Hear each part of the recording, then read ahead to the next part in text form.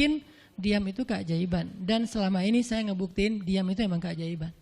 Kenapa? Karena Allah pernah mengisahkan kisah Zakaria dan kisah-kisah yang lain bagaimana mereka dapetin keajaiban dengan cara diam. Ini yang kita coba pengen rubah sedikit persepsi kita. Enggak selalu bela diri dengan ngomong. Kadang kita bela diri itu dengan diam. Enggak selalu kita dapetin keajaiban itu dengan hanya mengandalkan manusia. Tapi justru kita dapetin keajaiban saat kita mengandalkan Allah Subhanahu wa taala. Itu tuh dahsyat. Yang kedua, sekarang setelah Nabi Zakaria dapat keajaiban anak yang soleh banget, sampai Allah kisahkan di ayat 13 gimana solehnya dia, 14, 15 dan seterusnya. Sekarang kita baca kisah kedua, yaitu kisah Sayyidah Maryam, yaitu ada di ayat 26. Petikannya ada di, cuplikannya ada di ayat 26. Kalau kisah Maryam mah dimulai dari ayat 16 ya. Tapi yang masalah diam itu ada di ayat 26, 27, 28 dan 29. Bismillahirrahmanirrahim. Silakan.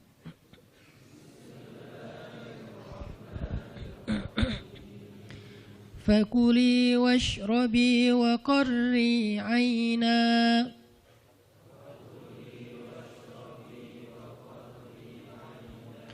فإما ترين من البشر أحدا فقولي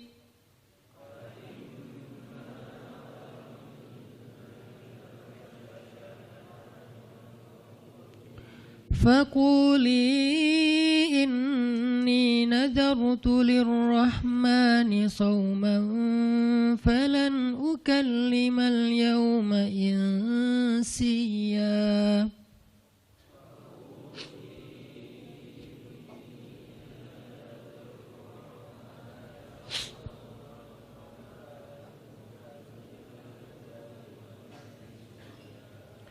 فأتت به قومها تحمله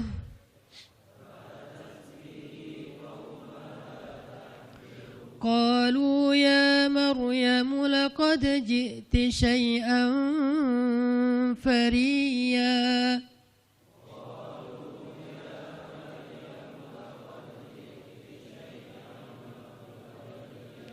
يا أخت هارون ما كان أبوك امرأ سوء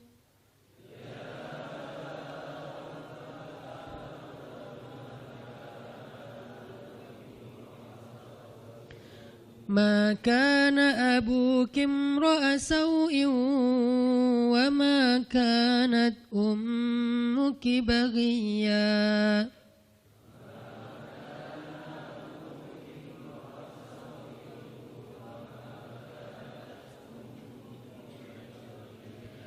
فأشارت إليه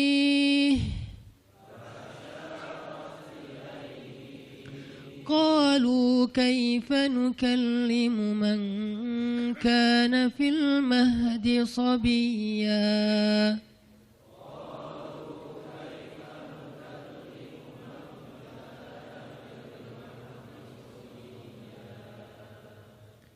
Dan maka makan dan minumlah dan bersenang hatilah engkau wahai Maryam.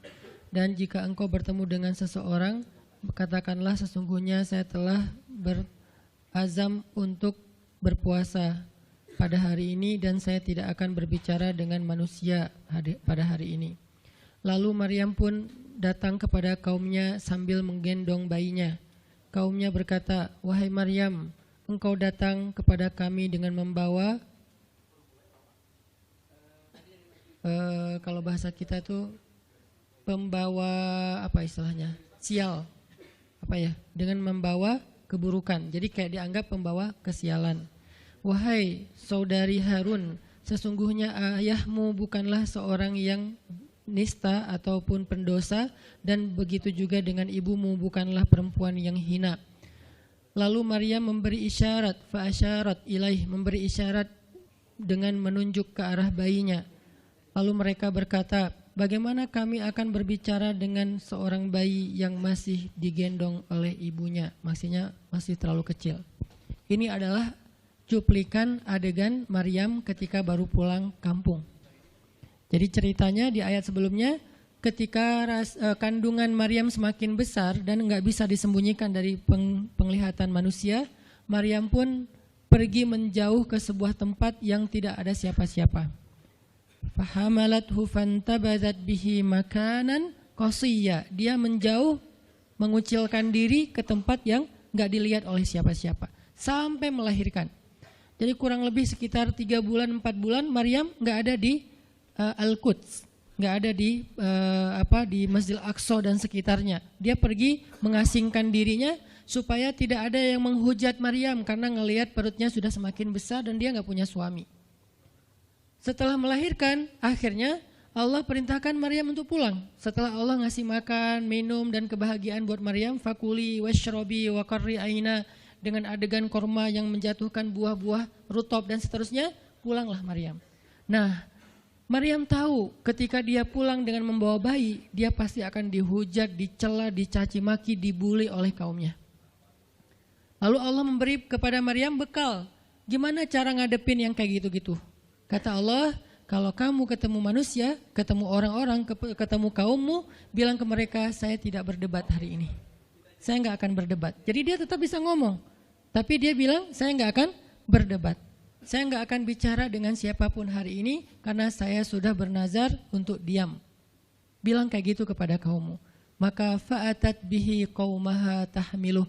Maka datanglah Maryam kepada Al-Quds, kepada kota Al-Quds dengan membawa bayinya yang digendong. Datang. Baru dari ujung kota kelihatan Maryam, muncullah orang-orang Bani Israel semuanya rame di pasar-pasar mereka, semuanya menghadang Maryam. Maryam tiba-tiba dihadang di gerbang kota Al-Quds. Gak boleh masuk kota Al-Quds. Tadinya ada yang satu orang lihat, Maryam, langsung dia datang ke kota, dia umumkan ke semua orang, wahai Bani Israel, perempuan yang hina yang kita cari-cari sekarang sudah datang membawa bayi haramnya, membawa bayi selingkuhnya, membawa bayi hasil zinanya. Akhirnya orang-orang yang ada di Masjidil Aqsa, yang ada di rumah-rumah, yang ada di pasar, semuanya berkumpul di depan gerbang kota. Menghalang Maryam masuk. Kebayang gak perasaan Maryam? Padahal dia itu lahir di situ, dia beribadah di situ, ayahnya orang situ, ulama pula, pamannya nabi pula di situ, tapi dia sekarang dihadang oleh semua penduduk Al-Aqsa, penduduk Al-Quds, Bani Israel. Ketika Maryam mendekat, mereka mengatakan, "Ya Maryam, laqad ji'ti syai'an fariya." Ini bahasa Al-Quran. Kalau aslinya lebih tercela daripada ini, karena ini bahasa Al-Quran yang tinggi, Allah menggunakan bahasa simbolik saja. Yang terjadi, mereka mencela Maryam. Mereka bilang, Maryam kamu pembawa sial, Maryam kamu perempuan hina, Maryam kamu tukang zina, Maryam kamu selingkuh, Maryam kamu ternyata pelakor, segala macam. Kebayang gak seorang perempuan yang mulia dituduh dengan kata-kata kayak gini? Sedih, pengen jawab, pengen bilang saya ini gak pernah berbuat dosa, ini nih Allah yang ngasih kepada saya gak punya suami dan saya diberikan anak yang suci dan segala macam. Enggak. Tanya kepada Zakaria kalau nggak percaya, saya punya buktinya segala macam, nggak usah, diam aja. Maryam bisa ngomong kalau mau. Maryam by the way adalah perempuan secerdas Sayyidah Aisyah. Dia itu kayak Aisyah cerdasnya, kayak Khadijah bijaksananya, kayak Fatimah lembutnya, kayak Asiyah sabarnya. Maryam itu istimewa. Sampai sebagian ulama mengatakan Maryam satu-satunya nabi dari perempuan, satu-satunya nabi dari golongan perempuan. Sebagian kecil ulama ada yang menyebutkan demikian. Sehingga mereka menyebut Maryam alaihassalam. Saking Maryam ini keren banget, istimewa banget. Tapi jumhur ulama sejarah mengatakan Maryam bukan nabi, tapi dia perempuan solehah, orang soleh, bahkan 1 dari 4 perempuan sempurna di muka bumi. Dan tidak ada yang kelima. Cuman ada 4. Kamula minar rijali katsir, kata Nabi. Laki-laki yang sempurna itu banyak, yaitu para rasul dan para nabi. Walam yakmul minan nisa illa arba'ah. Tidak ada perempuan yang sempurna kecuali 4. Asiyah istri Fir'aun, kemudian Maryam anaknya Imran, kemudian Khadijah istri Rasulullah, dan Fatimah bintu Rasulullah. Artinya Maryam ini istimewa banget. Dia kalau mau argumen, dalilnya lebih banyak daripada para rabi-rabi Yahudi yang ada di situ.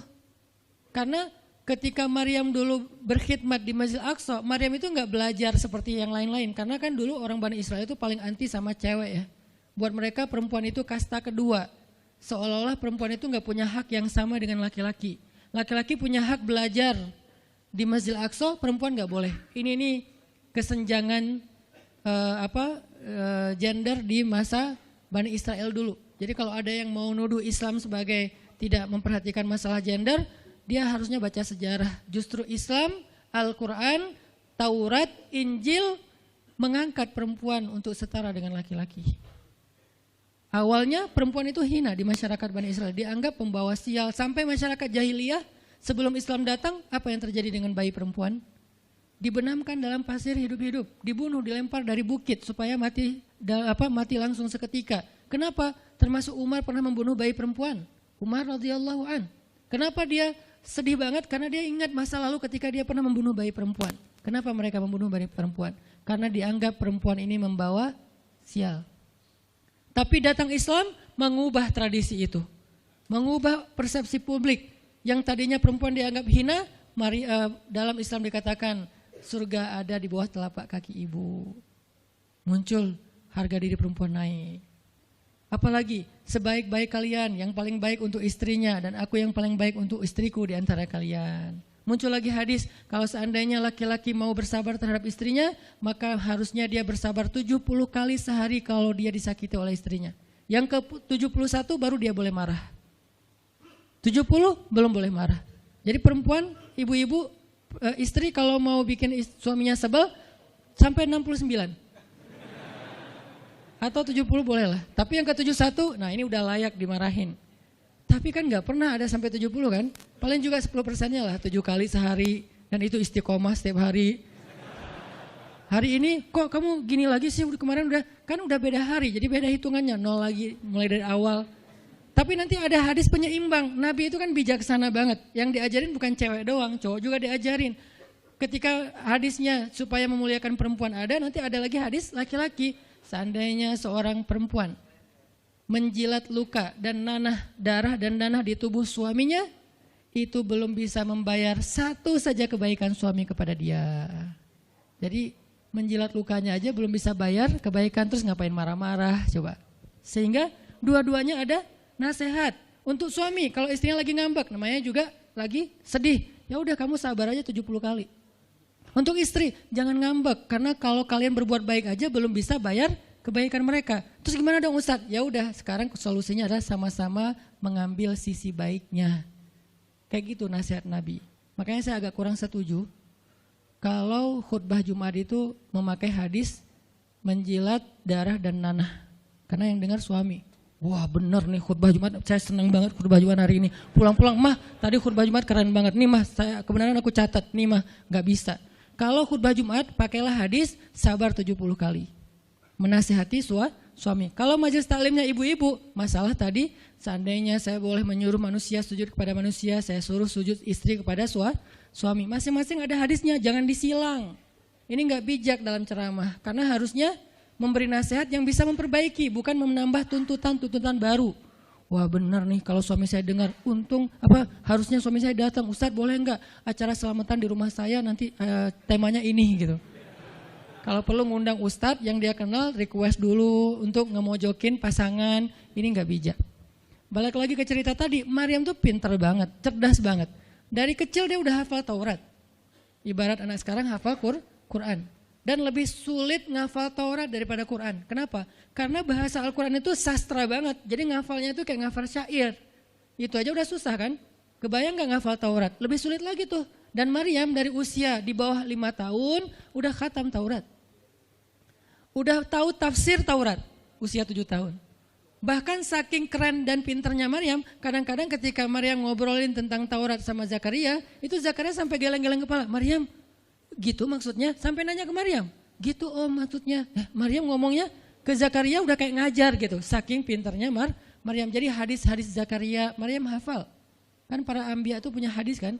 Hadis Zakaria dihafal oleh Maryam. Tauratnya Musa dihafal oleh Maryam. Kebijaksanaan para nabi dihafal oleh Maryam. Dia dari usia 10 tahun itu udah jadi ulama besar Maryam. Artinya kalau misalnya orang mau berargumen dengan Maryam, dia punya banyak bahan. Dia punya banyak narasi. Dia lagian Maryam itu pintar ngomong. Tapi Maryam diam. Jadi kalau kita ngerasa pintar ngomong, pintar komen, pintar apa, tetap aja kita punya alasan harusnya kita diam. Karena Maryam yang lebih daripada kita ternyata juga diam. Akhirnya Maryam diam. Dikatakan ya ukhta Harun. Diingatkan lagi dengan kemuliaan keluarga Imran. Ya ukhta Harun ma akana abuki imra'asau wa ma kanat ummuki baghiyah. Ayah kamu itu Imran loh Maryam, kamu enggak malu punya bayi di luar pernikahan sementara keluarga kalian itu keluarga baik-baik. Apa kamu tega menyakiti ayahmu, mencoreng nama besar dan nama baik keluarga besarmu dan seterusnya. Maryam makin luar biasa, panas banget, sedih banget. Dan Maryam itu yang lebih berat lagi teman-teman. Mungkin kalau kita digituin agak kebal ya. Terutama cowok lah. Cowok kalau digituin agak kebal karena emang kurang berperasaan sih kalau cowok ya. Coba lihat dari angle cewek. Cewek itu lebih peka loh dari kita. Kita mah mungkin lebih mudah lah diam. Diomelin, diam aja. Karena kita kan orangnya agak santuy gitu kan. Kalau cewek itu gak bisa gitu. Makanya lihat angle ini dari angle cewek. Kalau tadi Zakaria, sekarang Maryam. Dan Maryam lebih peka daripada semua cewek yang ada di muka bumi. Lebih perasa lagi daripada perempuan yang ada di muka bumi. Sangat-sangat pemalu. Saking pemalunya ketemu cowok keren, ta'awuz coba. Cewek itu perasaannya lebih dalam daripada kita. Jadi kalau misalnya cewek-cewek, Maryam tuh gak punya ketemu cowok keren aja dia ta'awuz. Siapa cowok keren yang ditemui Maryam? Jibril. Gabriel loh yang ditemuin. Dan waktu itu Jibril menjelma. Apa? Fatamassala laha basyaran sawiyya. Jibril menjelma sebagai basyaran sawiyya. Allah yang ngomong tuh, cowok keren. Allah yang bilang keren. Kalau kita merasa udah paling keren, menurut Allah biasa-biasa aja. Karena Allah pernah menciptakan Yusuf, Allah pernah menciptakan Muhammad, Allah pernah menciptakan Yahya. Kita merasa paling keren, Allah pernah menciptakan Sarah, perempuan paling keren juga, Aisyah, Fatimah. Jadi buat kita kayak udah kegeeran paling keren se-Bandung gitu kan ya. Menurut Allah mah biasa. Kalau Jibril, Allah sendiri yang bilang dia tuh emang keren. Jibril emang bukan malaikat, tapi kalau ketemu manusia, kecuali para nabi, Jibril itu menjelma sebagai manusia. Supaya tidak terlihat wujud aslinya. Karena gak kuat orang lihat wujud aslinya Jibril. Nabi Muhammad aja pertama ngelihat Jibril dengan wujud aslinya pas di Gua Hira itu lari tuh. Takut, saking ngerinya Jibril tuh. Jangankan manusia, malaikat aja segan sama Jibril. Jibril lewat malaikat. Gak berani malaikat. Kenapa saya bilang kok disegani? Allah yang bilang di Al-Quran. Dia itu malaikat yang disegani.